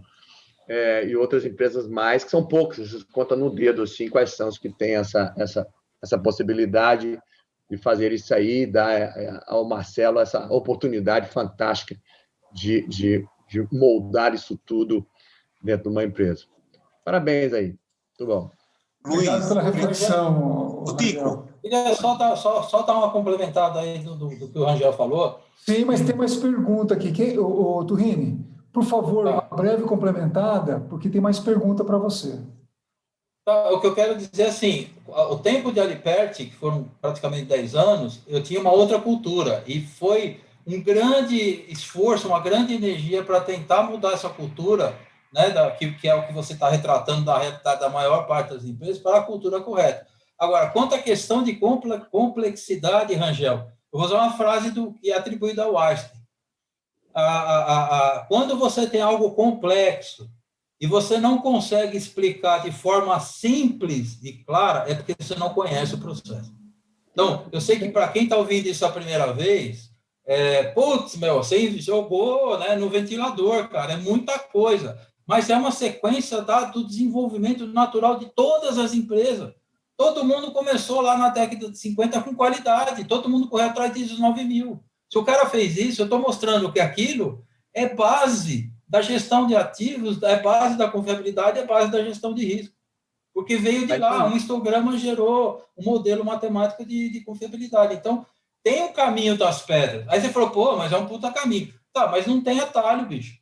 O que tem é diferentes complexidades. Então, eu não vou matar uma mosca com canhão. Eu não vou aplicar um RCM ou para resolver um problema lá. Eu vou aplicar um método de solução de problema. Eu vou aplicar um PDCA. Então, eu vou fazer um diagrama de causa e efeito. Entendeu? Vou fazer uma árvore de falha. Eu não preciso, né, aplicar a tecnologia mais complexa. Né? Obrigado aí, Rangel. Obrigado. A Rosana Dias perguntando. Por favor, Turrini, peço novamente para respostas curtas, para a gente ser dinâmico aqui. Turrini, como se faz para as empresas focarem no planejamento e não sair fazendo? Então, essa foi o desafio que a gente enfrentou na época, na Alipert, em 82. E, na época, foi contratado o professor Falcone para ajudar a gente. É a aplicação básica dos conceitos mínimos lá de qualidade. Tá? Como é que eu faço para planejar? É só mostrar, e eu tenho exemplos vivos atuais, aí, que eu estou trabalhando com algumas empresas. É só mostrar para o cara que é muito pior ele correr atrás do rabo lá, né, para apagar incêndio, né, que é atuar como bombeiro, é o ciclo vicioso que você tem que mudar por ciclo virtuoso. É só mudando a cultura. E se ele tiver viciado? E se ele tiver viciado? Ele viu, mas está viciado. O que tem que fazer? Então, você tem que ter... tem que mudar a cultura. Como é que eu, na minha experiência, vejo como é que você consegue mudar a cultura? Além daqueles quesitos de liderança que eu passei para vocês, tem que ter alguém com poder e que assuma. Você tem que vender o peixe. Eu, na Alipert, era a cultura de meter maçarico e marreta e máquina de solda, cara. O primeiro problema que eu resolvi na Alipert era quem é da Sabesp aí, da parte técnica, sabe, de bombeamento com variação de vazão. Como é que você sabe quantas pessoas vão dar descarga, vão consumir água? Então, tem um negócio, uma solução tecnológica que é o hidrovariador de velocidade. O hidrovariador de velocidade maior que tem no mundo foi comprado pela Alipert. E eu consegui refazer esse projeto e trocar 3 motores, 3 bombas, o negócio só quebrava por um cara só que resolvia a parada. Então, eu resolvi um problema.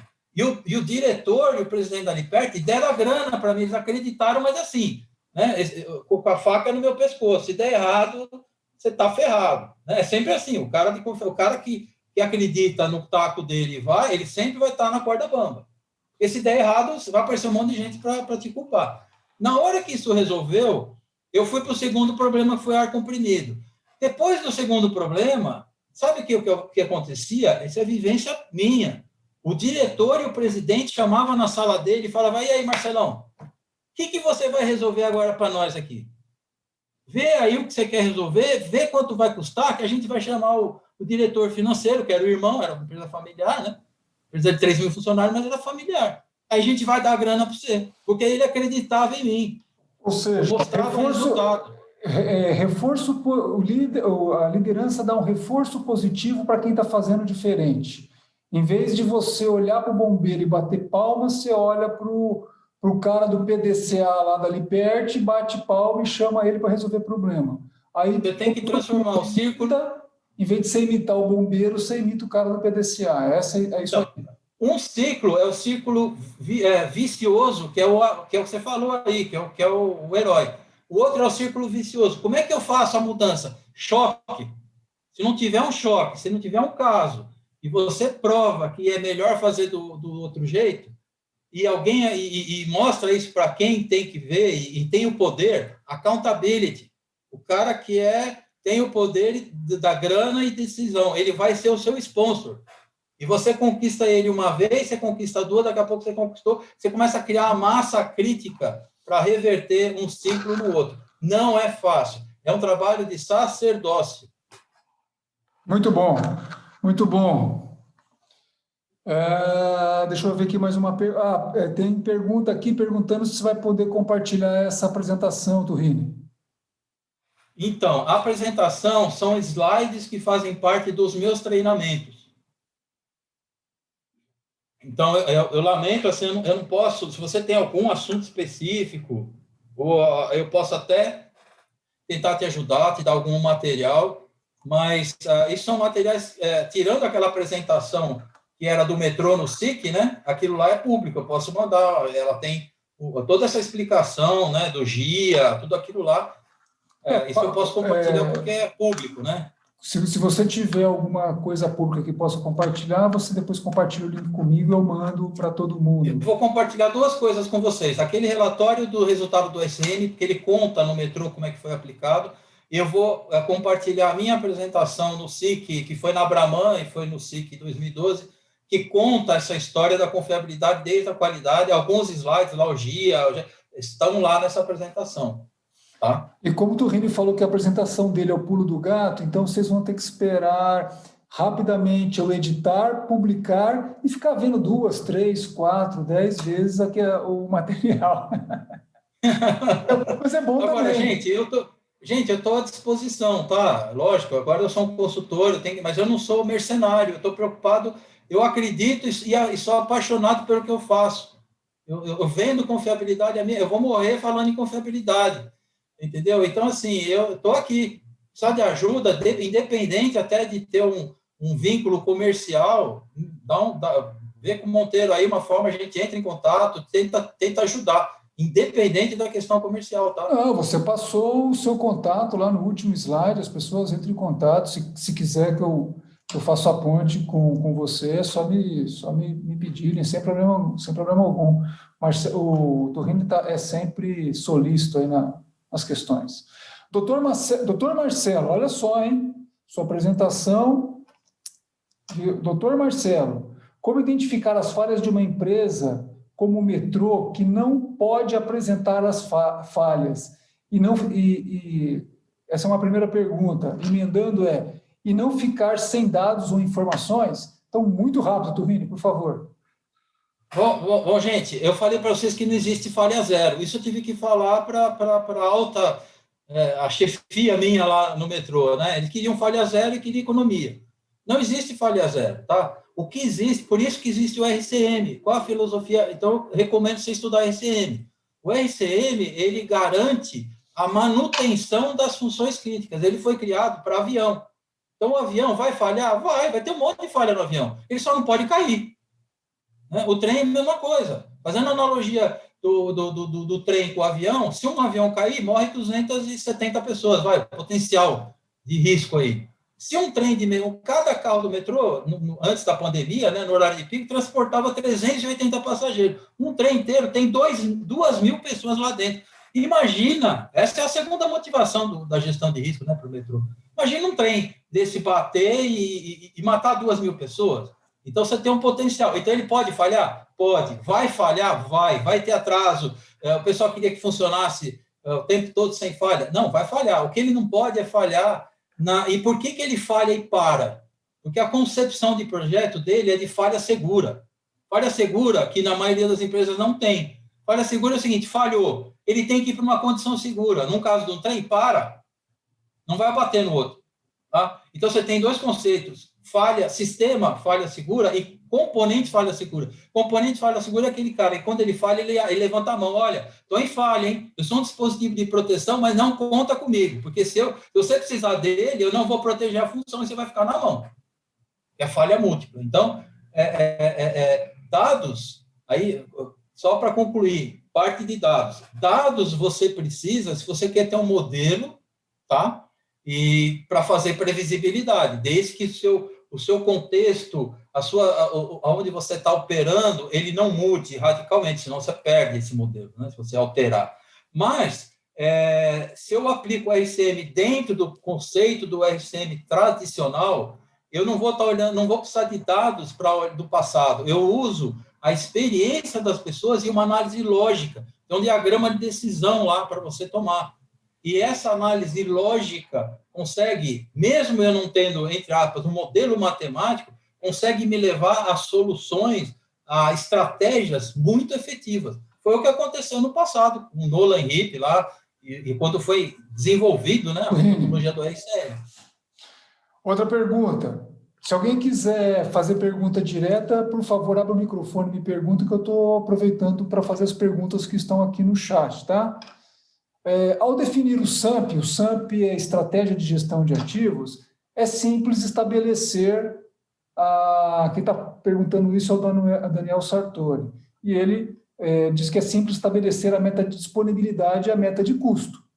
E a meta relacionada à gestão de risco, Turrini? Como é que faz? Dá o outro pulo do gato para nós aí. Então, a gestão do risco, ela está embasada no que você falou aí, que é a confiabilidade, a qualidade e a confiabilidade, onde eu vou, se eu fizer a lição de casa direito, eu vou saber quais são as funções que são críticas, se eu perder, vai me levar a um acidente ou vai me levar a algo indesejado. Agora, você quer saber perdão, eu perdi o... No nível de SAMP, né? Então... Risco. No nível de SAMP. No nível da estratégia de risco, ele vai estar... Você tem que pensar qual o seu apetite ao risco, qual o risco aceitável, aquele critério do ALARC lá. Tá? Então, por exemplo, eu quero tratar o risco, a minha estratégia de controle de risco para a fase de projeto do ativo. O que eu tenho que pensar? Primeira pergunta do risco é a seguinte: o que pode estar errado? O que pode acontecer num projeto que vai me levar, que vai dar errado? Tá? E aí eu penso qual é a consequência do erro. Se o calculista, eu não sei qual que é a sua área, se é mecânica ou um cara estrutural, se ele erra no cálculo estrutural, simplesmente pode cair o prédio, pode desabar, você vai perder a integridade estrutural. Como é que eu coloco isso na minha estratégia de risco? Eu ponho lá um cuidado, uma qualificação para o projetista, eu coloco um design review de uma empresa terceira para garantir que o meu ativo, quando ele chega, ele está confiável. Sabe o que o metrô fez para endereçar isso? Cabe perfeito. O metrô tem uma norma chamada, ele segue por regulamento, né, da área, ele segue a Senelec. A Senelec tem uma norma de especificação de RAMs, que qualquer fornecedor na área ferroviária, metroferroviária, se você colocar isso na sua especificação, isso nós fizemos lá no metrô em 2006, 2007. O cara, para se qualificar e vender para você, fazer o projeto nessa fase, né, de fornecer, ele tem que cumprir requisitos de segurança. Ele tem que dizer para você, normalmente são análises FEMEA, tem uma coletânea, o metrô tem uma coletânea de análise desse tipo. Como é que ele pode falhar, o que pode dar errado, qual que é a probabilidade, qual que é a mitigação disso, vai para uma falha segura ou não. Você pode até exigir, olha, estratégia, projeto tem que ser fail-safe, sistemas fail-safe. Então, é um exemplo, na fase... Agora, você tem tudo isso, tem que ser ampliado, por exemplo, para operação, para manutenção. Então, você vai definir Por exemplo, política de aquisição. Olha quando derruba fácil todo o teu esquema. Política de aquisição de sobressalentes. Tá? Você compra pelo menor preço ou você compra por qualidade e menor custo no ciclo de vida do ativo? Então, aí que você vai estabelecendo as estratégias para garantir que... Por quê? Porque se você comprar fora da especificação, você vai colocar um componente lá que vai te gerar um acidente, uma falha. Então, nas estratégias, você tem que incorporar a cultura do risco. Tudo que é processo que você tem, você pensa nele, pensa na estratégia sobre a ótica do risco, que, na verdade, é a ótica da confiabilidade. Eu já provei isso para vocês. Só para complementar, Daniel, não é simples estabelecer no nível de SAMP o risco que você deseja, do mesmo jeito como é mais comum para a gente estabelecer custo e desempenho. Se você não usa ferramentas quantitativas, é mais complexo ainda, você não vai conseguir estabelecer um número, igual que você estabelece, eu quero 97% de disponibilidade, eu quero um custo operacional de X. Você não vai conseguir estabelecer isso, você vai conseguir falar assim, ó, eu quero riscos, os principais riscos da gestão de ativos que sejam mitigados e controlados. É o que você vai conseguir colocar lá. Aí você tem que desdobrar isso e o demonstre-me, demonstrar ao longo do tempo de uma forma qualitativa. Não tem um outro caminho. Se você... Travou, Tico. Hã? Deu uma travada e a gente não conseguiu pegar as suas últimas palavras. Então, mas eu entendi o que você está falando. A minha dúvida era justamente sobre isso, porque quando a gente vai delimitar ali a meta da disponibilidade, a gente já tem isso já. A parte de custo também, muitas vezes a gente pega o custo sobre o RAV, né? Agora, quando chega na hora de definir meta de risco, a gente consegue definir meta de risco para aquele determinado sistema. Se a gente fez uma análise RAM, a gente sabe a probabilidade daquele sistema falhar, né, no horizonte aí de 3, de 5 anos. Mas quando a gente está olhando para todos os sistemas de áreas de negócios diferentes, muitas vezes eu fico meio perdido na hora de definir uma meta de topo, entendeu? Eu vi no SIC de 2 anos atrás, 2 ou 3 anos, o Douglas, na verdade não foi o Douglas, foi o chefe do Douglas, porque o Douglas virou papai e teve que voltar. E ele apresentou um gráfico que tem a evolução da disponibilidade, tinha a evolução do custo e tinha uma linha lá da evolução do risco. E eu não me recordo qual era a meta de topo que ele tinha colocado para risco. Se era a probabilidade de impacto na produção, eu não sei como que deve avaliar isso. Eu acho que o Luiz pode responder isso. O chefe do Douglas está aí, ó. Na verdade, antes de você responder, na verdade, essa questão do risco, aí o Turrini pode colaborar também. Ela é complexa, porque para você fazer um indicador só, o que a gente fez? A gente tinha as questões do risco, a gente dividia. O risco, vou falar assim, o risco do ativo pelo ativo mesmo, ou seja, que é a confiabilidade. O risco do ativo pelo que ele processa, que é o risco de processo. E o risco do ativo e aquilo que ele processa naquilo que ele pode atingir as pessoas, que é o risco de pessoas, segurança. E tudo isso funcionando em vários pedacinhos, o que pode acontecer com o negócio, risco do negócio. Como é que a gente fez? Ele fez exatamente essa composição. Risco do ativo pelo ativo, ativo pelo processo, ativo pela pessoa, ativo pelo negócio. E, por exemplo, aqui na Vale, então, tinha ainda a questão que está dentro do negócio, que é o risco de meio ambiente, de atingimento, que aqui fecha o negócio. Né? Dependendo da questão de meio ambiente, fecha o negócio. Então, o maior risco do negócio aqui é a questão de meio ambiente.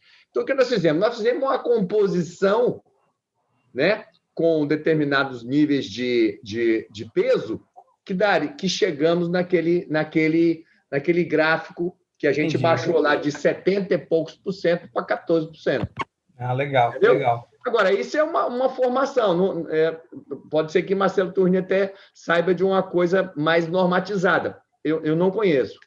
Legal, certo? porque foi a primeira vez que eu vi numa apresentação que envolvesse não só confiabilidade, mas vocês estavam falando de gestão de ativos. Foi primeira vez que eu vi o trinômio assim, visível, palpável, confiabilidade, disponibilidade, custo e o risco. Eu tinha achado muito interessante. Obrigado aí, Luiz. Tá bom, beleza. O Douglas estará aqui semana que vem. Não, é isso aí, Rangel. É por aí. E tem uma questão mais que amplia isso, que é a hora que você vai para a questão hoje latente aí relacionado a risco na informação, no risco relacionado ao terrorismo, risco daquilo que alguém mal intencionado pode causar de dano na sua empresa. Então, o tradicional, o que é? Pessoas, meio ambiente, está na matriz lá de decisão do RCM, não é novo, gente. Afeta pessoas, afeta meio ambiente, afeta a produção, o ativo, afeta a imagem da empresa, só que também tem que somar, hoje você tem que pensar, e a segurança da minha informação? E se um cara invadir meu sistema e der um comando e causar um acidente? Esses riscos, qual é a minha estratégia para tratar esse tipo de risco? Você tem que estabelecer isso. Você tem que contar com isso também. Maravilha. Nós estamos nos encaminhando para o final. É isso aí, gente. Maravilha! A cada semana, como a Sônia disse aqui, a gente aprende muito, né? Muito, você também, né? Falou, Aurélio. Pessoal, agradeço mais uma vez a participação. Reforço o convite para a semana que vem. Vocês vão ver acho que um foguete voando, e a forma assim como o Turrini explica, acho que cada um que vem aqui tem uma visão particular e uma forma particular de apresentar, que a gente vai captando cada um. O Douglas, ele vai usar todas as ferramentas. Rosana, você que estava falando de integração de sistemas, né? Eu acho que o Turrini falou uma palavra forte aí, que nessa conversa com o Mário Manzini, né? Qual que é o pulo do gato? Eu acho que nesse mundo que nós estamos é a integração, né? A gente tem muita informação, muito dado para tudo quanto é lugar, e a gente não consegue extrair o conhecimento disso. Então, se a gente conseguir a integração, eu acho que é um passo significativo, né? Para ter evoluções nas ferramentas daí para frente. Eu acho que o Douglas vai conseguir mostrar isso para a gente. O Turrini conhece o poder, alguns de nós conhecem o poder, mas fica aí o convite mais uma vez. Ok. Mais uma vez, obrigado. Turrini, está todo mundo dando parabéns para você, já chamaram de professor, já chamaram de pós-professor. Se vocês querem me chamar de apaixonado pela confiabilidade, eu fico feliz também. Não, isso a gente não percebeu, não, viu? Deu para perceber, né? Beleza, gente. Muito obrigado mais uma vez aí. Um grande abraço e obrigado, Turrini. Alô, gente. Boa noite. Alô, boa noite. Grande abraço. Parabéns aí, Turrini. Parabéns, Tico. Parabéns. Obrigado, Eugênio. Valeu, obrigado. Parabéns aí. Boa noite. Muito bom. Muito bom. Boa noite. Valeu, Rangel. Valeu. Ô, Tico, deixa eu te dar um parecer aí. Eu não quis falar ali porque já estava no adiantado da hora, mas eu acho que esses encontros aí têm trazido para a gente uma oportunidade de desenvolver sabedoria, sabe? Então, se a gente tiver a sabedoria para integrar tudo isso, você vai ajudar na cultura, você ajuda na mudança, você ajuda na implementação real desses processos. Então, e essas coisas têm se integrado, né? As apresentações têm se integrado. Se você olhar o que falou o Anderson da STT, olhar o que falou o rapaz da Babcock da semana passada, né? Se a gente falar o Lafraia, as coisas têm, o Turrini também pela excelente apresentação aí. Eu acho que essas coisas têm se integrado e acho que isso que está agregando valor nessa série de encontros que tem sido feita aí. Então, deixar meus parabéns para vocês e para o Turrini. Tá bom? Você está percebendo isso e que você tá te ajudando, Nelson. Muito bom, muito bom.